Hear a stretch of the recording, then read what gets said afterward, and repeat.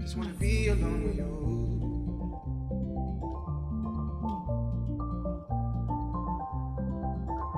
Just wanna be alone with you.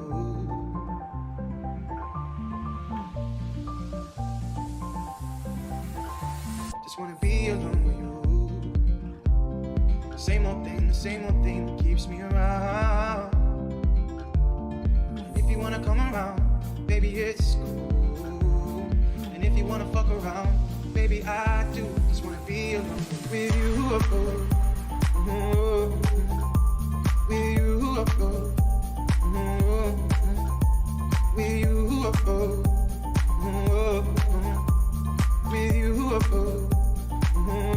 Just wanna be alone.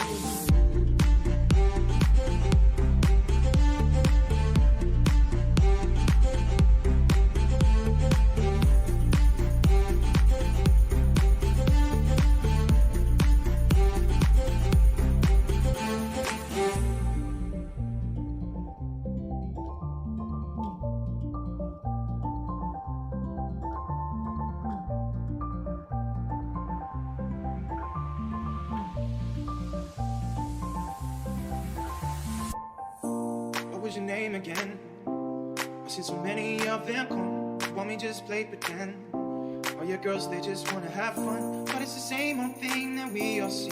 Same old thing that keeps me keen. But I just wanna be alone with you. Just wanna be alone with you. Same old thing, the same old thing that keeps me around. If you wanna come around, baby, it's cool. And if you wanna fuck around, baby, I do. Just wanna be alone with you. With you. With you. With you.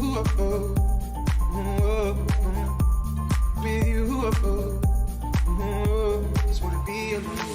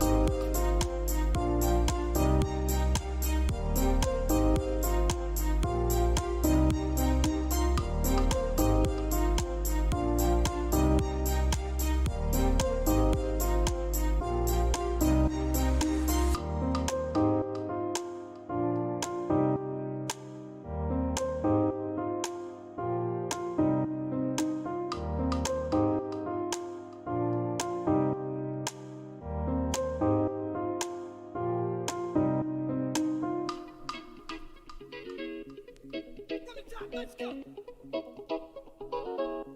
What? Here we go now. Batman scoop on the mic. Mix in the mix on the wheels of steel. This is what I was fucking born to do. Let's go.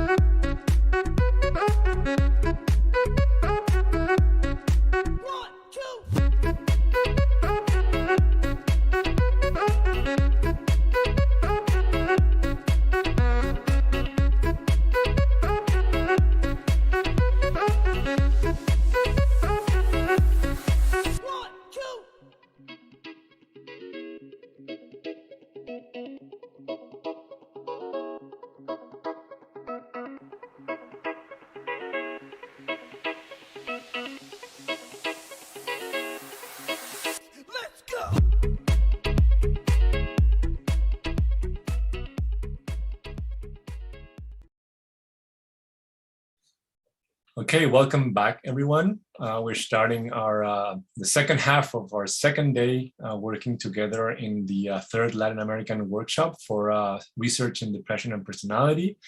And we are going to kick off this second part of the day with a lecture by my dear colleague and mentor, Lena Verdelli. She will deliver a talk entitled Adapting Interpersonal Psychotherapy for Use with Displaced Persons Around the World. Lena is a PhD in clinical psychology from Yeshiva University, and she's an associate professor of clinical psychology and director of clinical training at Teachers College, Columbia University. She's also the founder and director of the Global Mental Health Lab. Lena, it's really, really nice to see you. I hope we could see each other in person like the original plan, but this will have to do, and it's lovely, lovely to see you. Welcome. Thank you.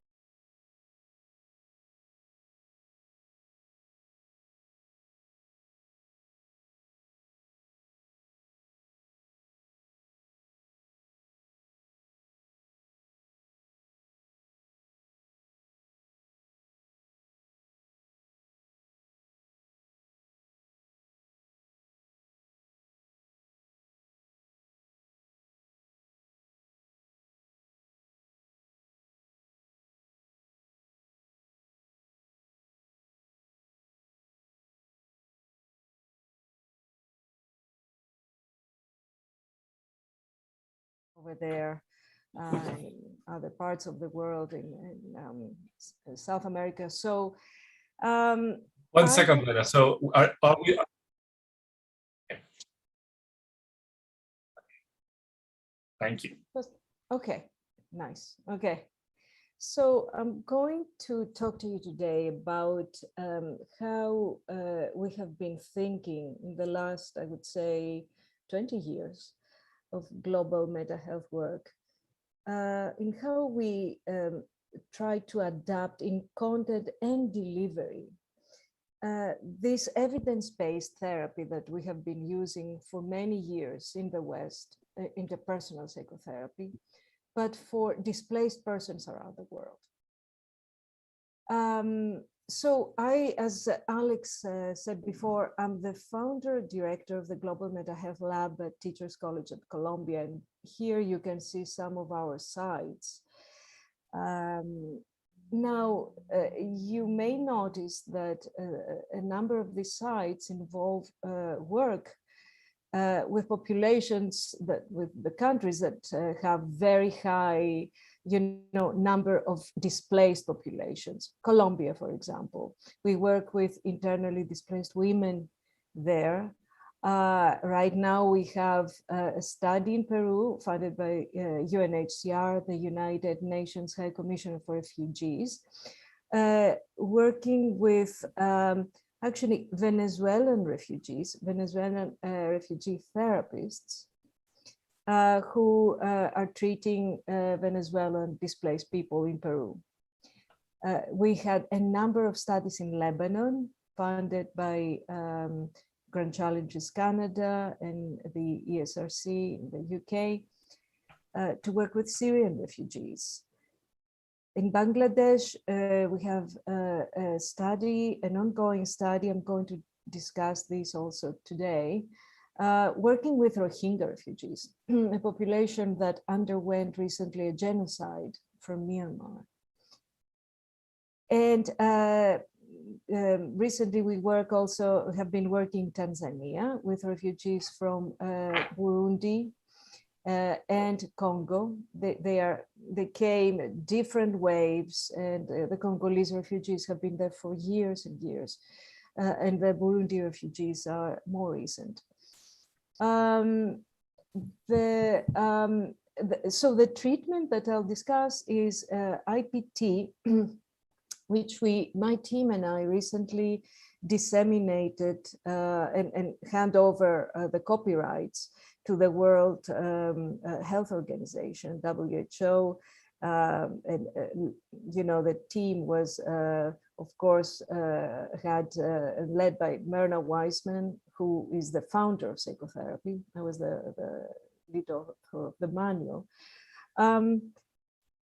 and Marna and I had prepared also a smaller, a shorter therapy, interpersonal counseling, individual for primary care.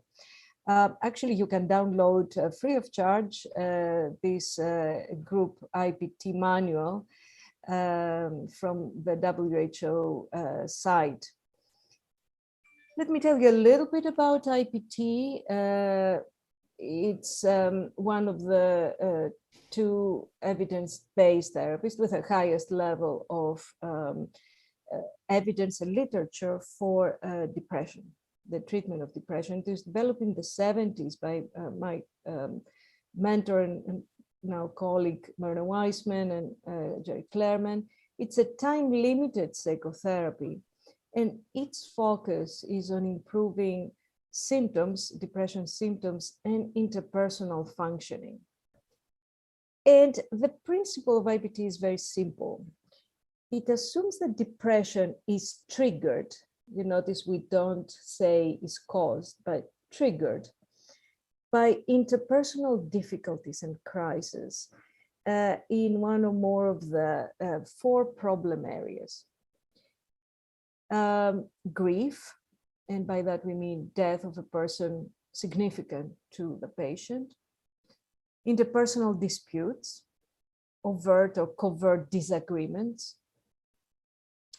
between 2 people, or sometimes the people in the whole system around them. Role transitions, life changes, the obvious ones, negative, divorce, deterioration of health.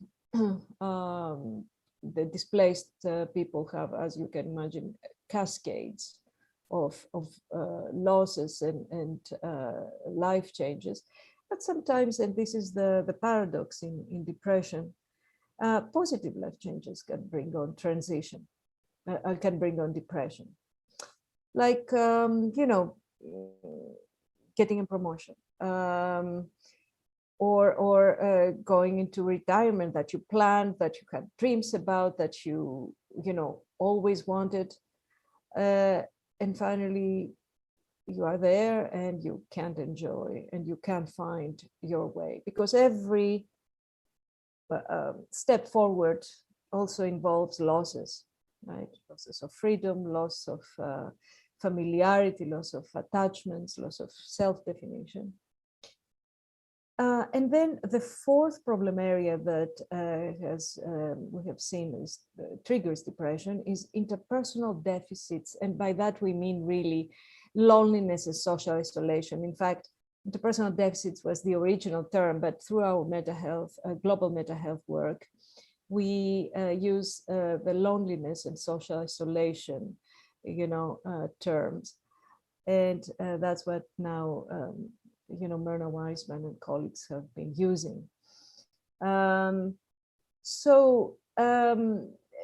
This, I'm not going to go into a lot of detail, but the roots of IPT were in life events literature. It's an epidemiologically informed psychotherapy. So what type of life events are linked to onset of depressive episodes, for example? This is the typology. And also on attachment research, Bowlby and the new generation of attachment researchers. So the departure of this work, and I discussed this briefly with the meeting before with some of you. The departure of this work is trying to understand how people around the world express distress, what they rank as mental health needs and priorities, and how they talk about them, and what they do about them, in their community. So we, in Uganda, the very first study, the ethnographic study identified the term yokechawa, and another one, Yukibagiza, self-hatred and self-pity, for example, that contain a lot, the majority, except one, symptoms of depression. but also some other locally derived ones, like unappreciative of assistance, or not responding where greeted, or hating the world, or thinking too much. With our Rohingya refugees talk about bad, heavy heart. And by that, they mean, state of hopelessness with anxiety and withdrawal. Squeezed brain in Kenya. The teenagers in Nepal were talking about the heart-mind problem. There was a term, that a colloquial term used in Nepal for not just for teenage depression only, for adult depression as well. Depression with some anxiety. In northern Uganda, in the internally displaced persons camps, we found 3 idioms of distress that I'll talk to you about, and the teenagers.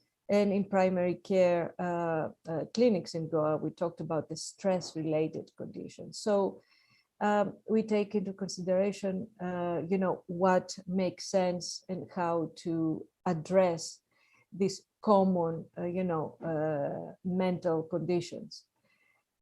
We also use, in terms of adaptation, we use ways that are familiar to people. And in fact, we are led and guided by the local experts, to really understand how to present some of these concepts. So here in, in the States, perhaps in Chile, we talk about, rate from 0 to 10, right?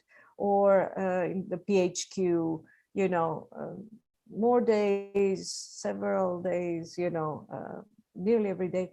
In many areas of the world, people have trouble thinking along these stairs, making these differentiations. But it's much easier if they think, of Okechao, of heart-mind problem as being, they said in India, actually it was the Indian psychologist said, like being in the bottom of a dark well. And there is this ladder there that takes you up to the light, to the fresh air. So it was much easier to pinpoint where on the ladder, right, the patient is, to show how they were feeling last week. And this is one that was proposed by our therapists in Nepal, which I love. In their work with teenagers, they were saying that they found this cultural attitude that they expect, the teenagers are expected to be happy always, to be, obedient and good natured and positive mood. So they said, tell me here with emoticons, like, what do you show on the outside? And now, how do you really feel on the inside? Right. Which I think is a terrific idea for use with everybody. Here we have this Likert scale to show the developed by Paul Bolton and his colleagues, initially for use in Uganda, and then they use it in many other areas. It's a Likert scale, but to show the burden of depression on the person's ability to function. So very important to use, ways of talking about these concepts and monitoring, these concepts in ways that make sense locally. Now, let me tell you a little bit about forcibly displaced persons around the world. As you perhaps know, the humanity never before had such a high number of displaced people, 82 million forcibly displaced people, right?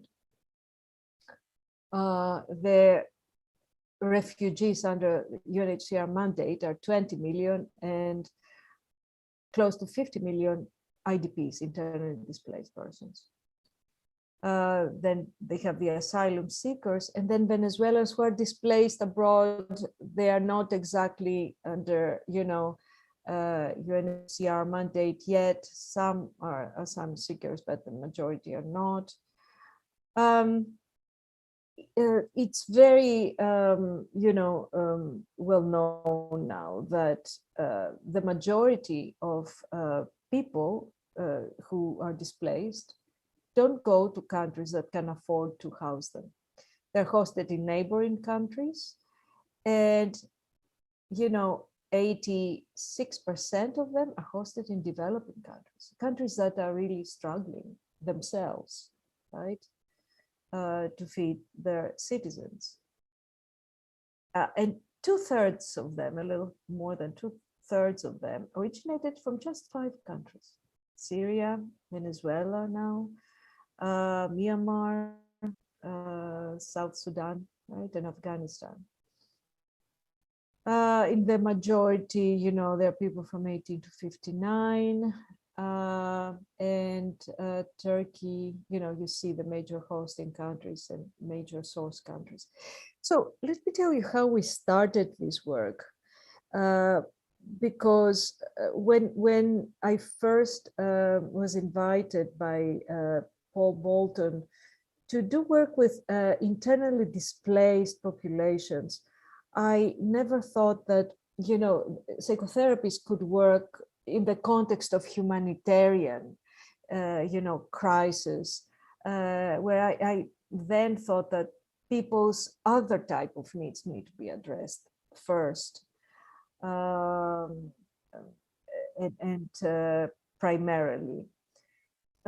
We started with a actually randomized controlled trial, and that was in northern Uganda. And these were colleagues. The PI of the study was Paul Bolton, and we took the lead for developing for the IPT, adapted IPT protocol. And we worked with 2 NGOs, the non-government organizations, World Vision, Uganda, and War Child, Holland.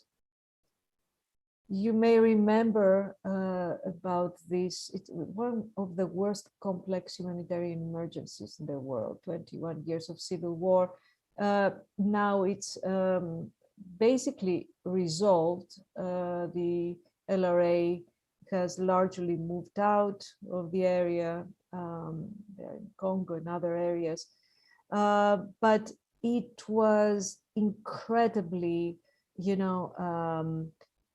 incredibly bloody, and resulted in crimes against humanity, countless crimes against humanity, murder of civilians, rapes, and one of the worst crimes against humanity is the abduction of kids, child soldiers, and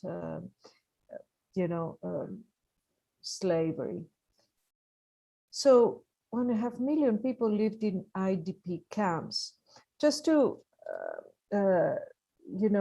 so IDP camps, just for you to visualize this, they were huts where people, initially went there, for some months, and they ended up living for years, 10, 15 years.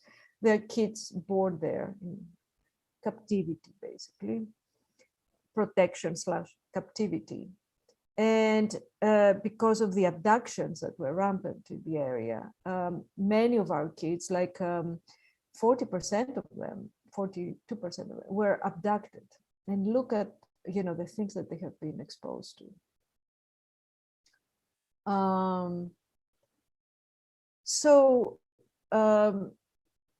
They often felt ostracized, distrusted by family. They're afraid to seek outside help, and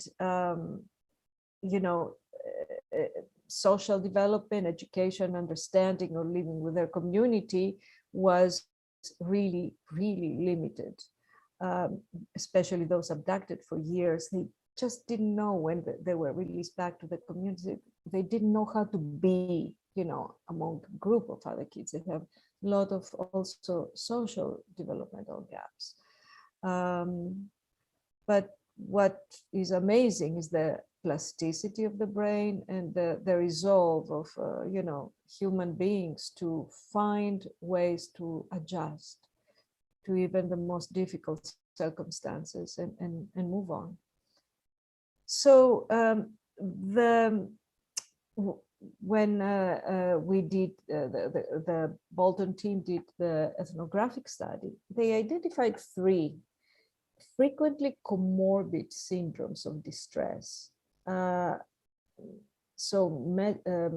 Translated from Charlie in as no interest, no appetite, and constantly crying. Take a look to see, you know, the symptoms that really are included in these.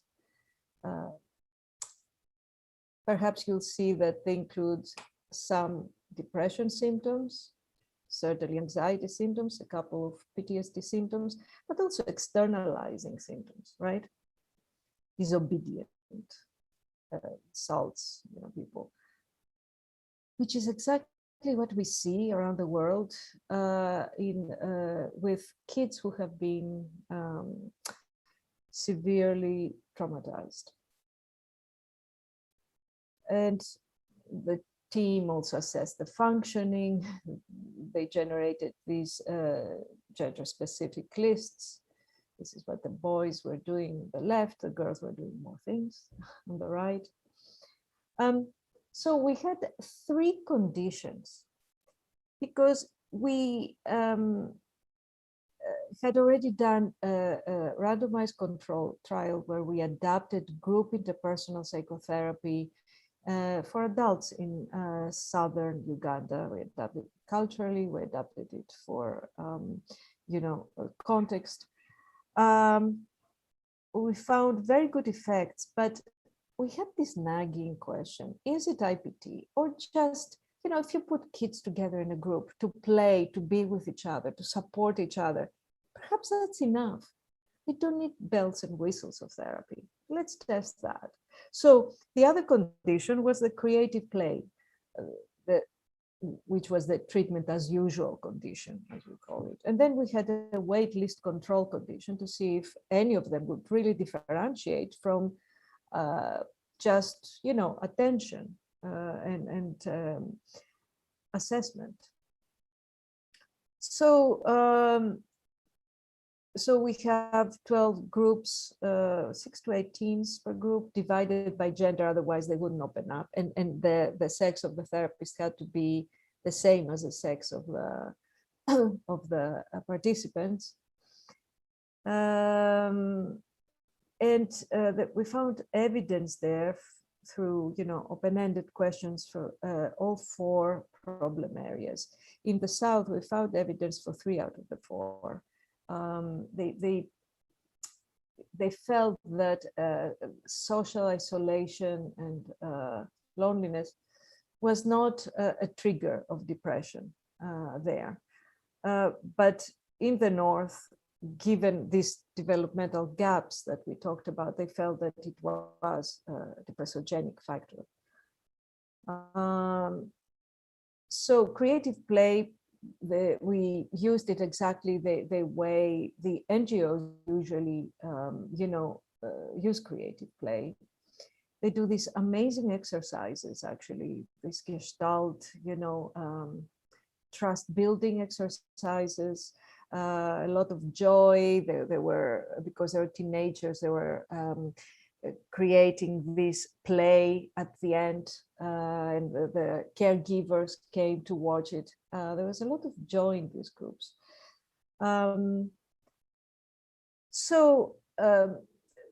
There were later adolescents, as you see from our inclusion criteria, 14 to 17-year-olds living in 2 IDP camps for more than a month. And we just excluded, you know, severe cognitive and physical disability or active suicidality. We found out later that kids were not opening up to talk about suicidality in the beginning. And when they started trusting, that's when we found out actually much higher rates of suicidality. But it was already, they were in the groups. So here's what we found when we tested these conditions. it was so independent evaluators tested the conditions, and we are not involved in the analysis of the data. We found that it was IPT actually that differentiated from the reference condition for the control, the wait list, but not creative play. It kind of surprised us because we thought that creative play was really very powerful. And when we analyzed by gender here, by sex, we realized that it was the girls' improvement that really drove these results. Just to add, functioning the way it was defined then, we didn't see a lot of results in improvement in functional impairment in any of these. So now I want to move forward and talk to you about a very different terrain many years later, which in Lebanon, and how our work differed over there and why. So Lebanon is a middle-income country, right? Long history of war and political arrest, 4 million people and almost 2 million refugees, displaced, I should say. Not all of them refugees, many of them they, displaced, but without the official refugee status. So the country was really overwhelmed by the Syrian crisis. So this was a study where we're not approached just by, an NGO or, a Western university, but it was the Ministry of Public Health that approached us, my team. And they wanted to see if IPT could work with either refugees, displaced persons, but also Lebanese citizens, people who resided in Lebanon regardless of status, in other words, that were going through very rough times, which, by the way, happens. These rough times continue between the blast in Beirut, COVID, the financial crisis in Lebanon, and it's, very, very, things are tough.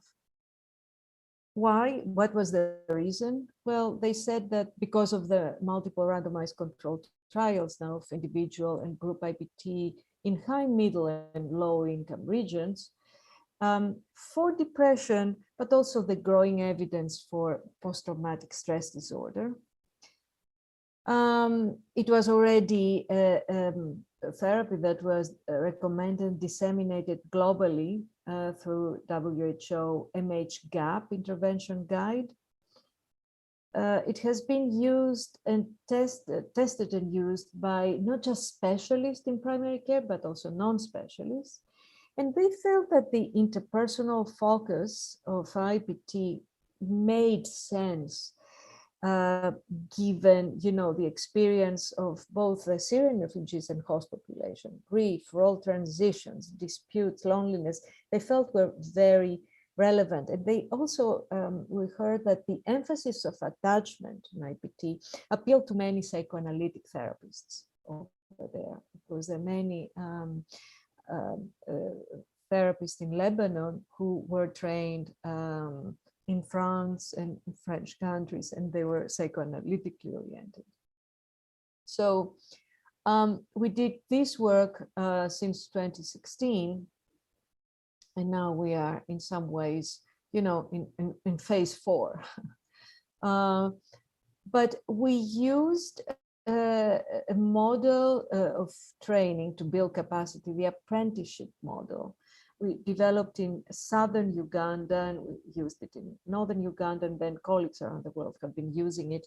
It's it's a model of using an evidence-based, therapy, of using it for capacity building, and we have basically, the 3 tiers of providers and therapy. So one was the actual providers in training. The other tier is the IPT trainee supervisors. We want that person to be bilingual in English, and the master trainers. And our job is to actually phase out progressively, right? To train trainers and phase out in a planned phase out fashion that is guided by, whether or not different benchmarks are met during this course.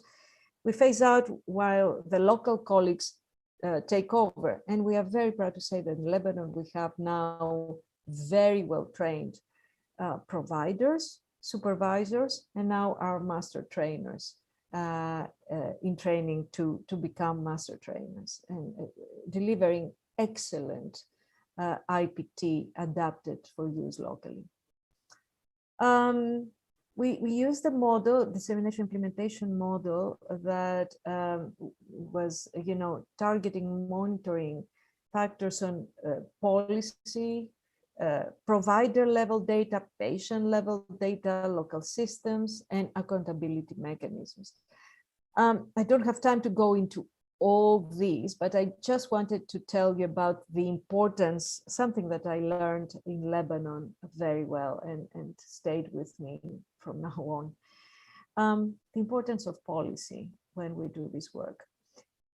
Dissemination and scaling up of treatment cannot be an afterthought. It needs to be thought through from the very, very beginning.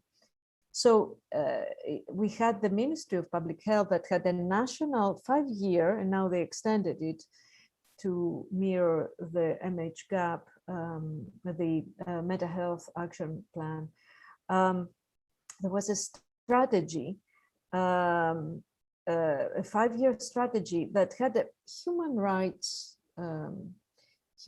principle, that everybody in Lebanon, whether they are displaced or host population, everybody who lives in Lebanon has to have access to excellent community-based integrated mental health services when they need it.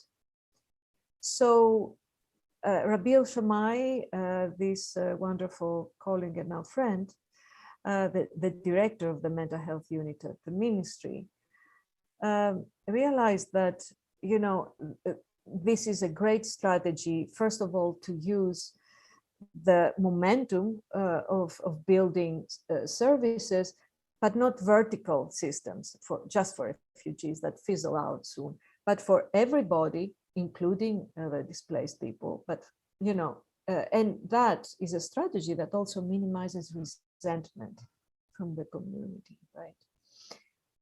So we all met. It's the first time that I was on the same time. I started this project with the ministry, the hospital representatives, university representatives, NGOs, and we targeted, key actors in the dissemination, like who would be the people that we need to train so that they can become eventually trainers, or they play key role in the different organizations.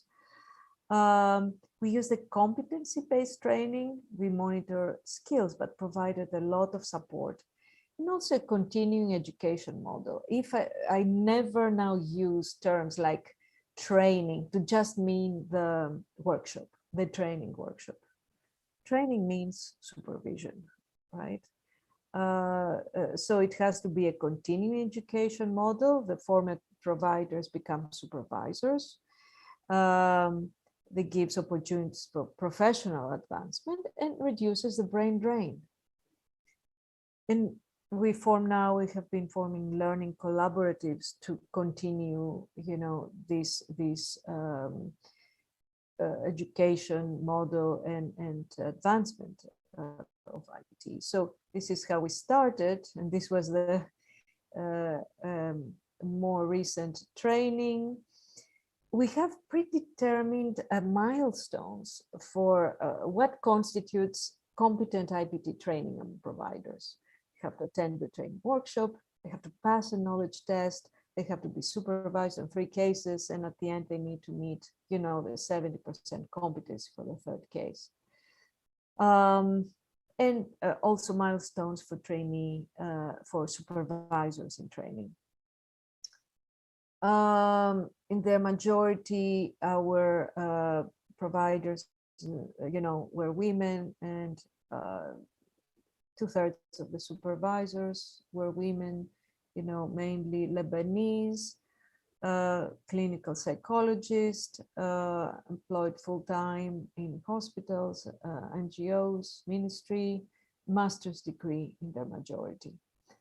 And more than half were dynamically oriented, some eclectic. We didn't get information from everybody, and there are some, like 1/5 CBT and IPT, those who have already been trained with us in the past. So we gathered systematically data on the provider level in addition to the patient level. So from the very beginning, out of initial 18 trainees, 15 finished the IPT training, and 10 applied to become supervisors. 9 out of these 10 finished, and the criteria, they met the competency criteria supervisors. And then, for the new group of providers, 37 were selected and 25 were graduated. And here is, with a patient status during the training cases. So 91 consented, 76 completed, referred to higher care, drop, lost contact. Some of them were relocated because they were, to go to other countries, etc. So here are the results. Those of you who know PHQ, and I suspect all of you do, we started with 18.46. That was high, right? And this is the final PHQ, 4.35. We also monitor generalized anxiety, also good results, and PTSD. We used PCLC here. And who does to understand reduction in impairment? We saw significant reduction in impairment before and after. And I want to finish with another quite different and very, very challenging terrain. And this is in Bangladesh. And I think this is perhaps the most difficult site for so many reasons that will become very clear to you in a second. So we work with Rohingya refugees or forcibly displaced Myanmar nationals, FMN, this is a designated term used in Bangladesh. So these were, you remember that, there was this essentially genocide of Muslim Rohingya district in Myanmar, or Burma, Myanmar, that many of them, millions, crossed the river to Bangladesh, and it was in a refugee camp that you see here.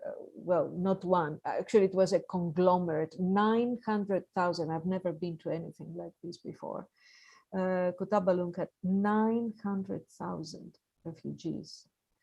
There are a number of camps and vast distances between the camps.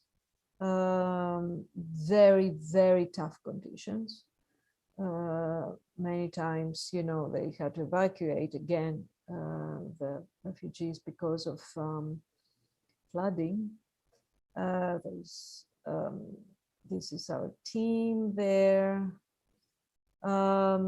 So we are not done. We are 2 years in that, and we are still not done, but we are really not giving up because we know how hard everybody's working under the most extreme circumstances. We started with 17 active providers, and 5 dropped out due to organizational, situational challenges, relocation, mainly. One actually is coming back, so we have more retention.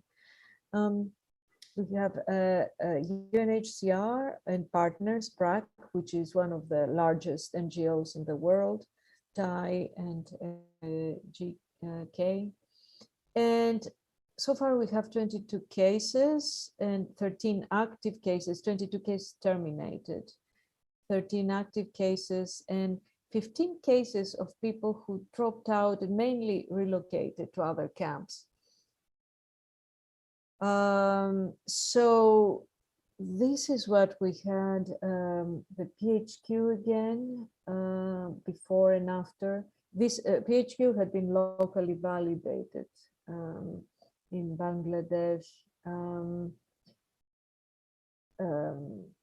So it's 17.81 again, and went down to 3. Got 7 also responded. We didn't use PCLC, it was too complicated. There was, we used PTSD 8, shorter, and it has been validated regionally. And we saw good results with that. It's still ongoing, but we are quite heartened by these outcomes, because we do all this work thinking that all these treatments, exposure, but also non-exposure treatments for PTSD, have been built in Western countries under one assumption, that the person was exposed to the trauma, to adversity, and at this point of, the point of treatment, they were safe, right? And they were assisted, in processing the trauma, in adjusting to here and now. But that's not the case at all over there. The refugees are not, of course, undergoing active genocide, but there is flooding. Many of them lost everything, again, everything they had. They had to be relocated. There was a huge fire. It was all over the news. Thousands of people had to leave their camps, go to other camps, whether they didn't know anybody. Houses were ravaged. There was a terrible fire in a field hospital, a Turkish field hospital, and some patients were heavily sedated. Anyway, it was very tough.